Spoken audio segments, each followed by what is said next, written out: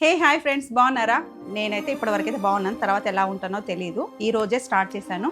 5 రోజుల వరకు ఎటువంటి ఫుడ్ తినొద్దు. ఓన్లీ యాపిల్ తినేసే ఉండాలి 5 డేస్ వరకు. సో అది ఏంటి అంటే ఈ వీడియోని చివరి వరకు చూడండి, స్కిప్ చేయకండి. చాలా ఇంపార్టెంట్ విషయం అండి.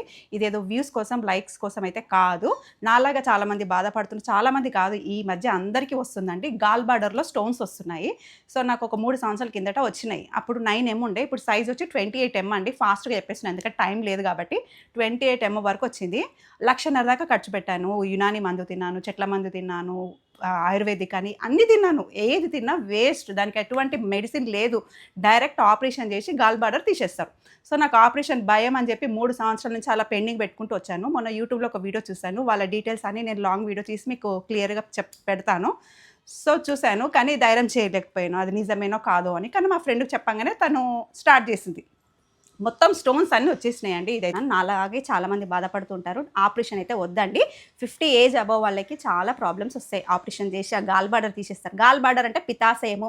40 ఏజ్ ఉన్న వాళ్ళే చేయండి. 40 పైన ఉన్న వాళ్ళైతే చేయకండి. ఎందుకంటే వాళ్ళకు బీపీ షుగర్ ఉన్న వాళ్ళు అసలు చేయొద్దు. ఎందుకంటే 5 రోజులు ఏం తినొద్దు కదా, దాని గురించి మళ్ళీ ఏమైనా ప్రాబ్లమ్స్ వస్తాయి. 40 ఏజ్ ఉన్న వాళ్ళు, హెల్తీగా ఉన్న వాళ్ళు కంపల్సరీ ఇదైతే చేయొచ్చు. సో నేను నా జర్నీ మొత్తం నేను లాంగ్ వీడియో తీసి పెడతాను. పోయినాయా లేవా అని అది కూడా మీకు క్లియర్గా ఎక్స్ప్లెయిన్ చేస్తాను. బాయ్ అండి అందరికీ. 1 డే అయితే కంప్లీట్ అయింది. ఏం తినకుండా అయితే అయింది. ఇంకా 4 రోజులు ఎలా ఉండాలో ఏమో తినకుండా ఆ దేవుడి మీద భారం వేస్తున్నాను. ఇంకో విషయం, ఎవరన్నా నన్ను చూడడానికి చేతుక్కుంటూ రాకండి. వచ్చేటప్పుడు యాపిల్స్ తీసుకొని రండి. ఓకేనండి. ఫుల్ వీడియో నా యూట్యూబ్ ఛానల్లో పోస్ట్ చేశాను. థ్యాంక్ యూ అండి. బాయ్.